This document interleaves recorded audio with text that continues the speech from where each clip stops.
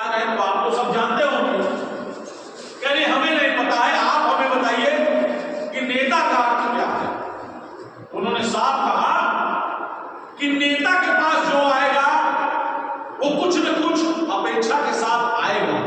इस नाते कि आप सामाजिक कार्यकर्ता हैं, आप समाज में अपना समय देकर काम कर रहे हैं, आपसे लोगों को अपेक्षाएं हैं और उन अपेक्षाओं को पूर्ण करना आपका काम है। दूसरा, आपकी अपेक्षा और जनता से क्या है कि हम अपने पक्ष में मतदान करा लें। अगर 100 काम उसका हुआ तो हमारा कितना काम हुआ? सिर्फ 1 काम।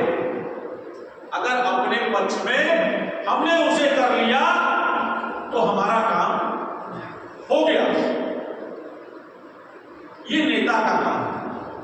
हमें सेवा के भाव से काम करने को लक्ष्य को लेकर काम करना चाहिए।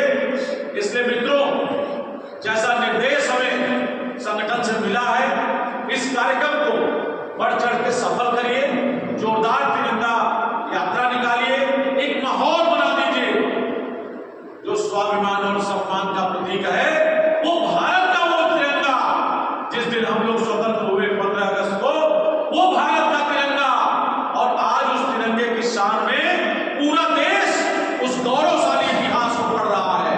अब वह इतिहास नहीं पढ़ाया जाएगा जो इतिहास अभी अंग्रेज बनाया करते थे। उस इतिहास को बदलने का भी काम अगर किसी ने किया है तो इस देश के प्रधानमंत्री नरेंद्र मोदी जी ने किया है, और किसी ने नहीं किया। मित्रों, उस गौरवशाली इतिहास की चर्चा आप करेंगे।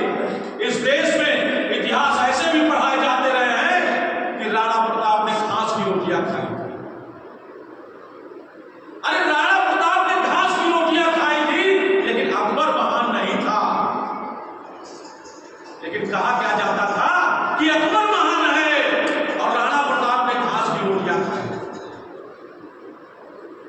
राणा प्रताप ने घास की रोटियां खाई थी तो इस देश के स्वाभिमान के लिए, अपने देश के स्वाभिमान की रक्षा के लिए उस इतिहास को पढ़ने की जरूरत है। और ऐसे इतिहास को जिसको बिगाड़ने का काम कांग्रेस की सरकार ने किया, उस कांग्रेस को आपने अब महसूस किया होगा। जो पुराने लोग हैं, कभी पूछिएगा कि जब जनसंघ की सरकार नहीं थी, पुराने समय में जब कांग्रेस की सरकार रही है, तो भी कांग्रेस के लोगों ने कार्यकर्ताओं को बंधक बना के पिटवाया था, जेलों में बंद किया था, और तमाम प्रताड़नाएं भी थी, बोलने का मौका नहीं दिया जाता था।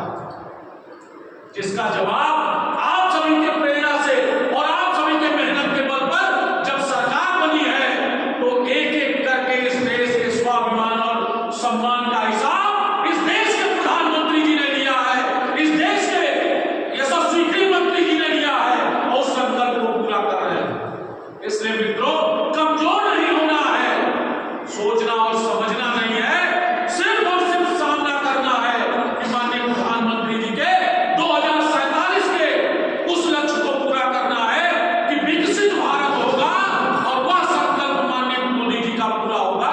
इन्हीं शब्दों के साथ आप सभी को पुनः अभिनंदन करते हुए और इस बात का आग्रह करते हुए कि हम सब लोग पार्टी के कार्यकर्ता हैं, इसलिए हमारी जिम्मेदारी बनती है कि अगर हम बूथ पे हैं तो हमारी पहचान बूथ अध्यक्ष की है, अगर हम मंडल के पदाधिकारी हैं तो हमारी पहचान मंडल की है, हम जहां रहते हैं उस बूथ के जीतने की जिम्मेदारी हमारी है। बाकी चाहे हम जो करें, लेकिन अपने बूथ को जिताने की जिम्मेदारी हमारी है। मित्रों, इसलिए आइए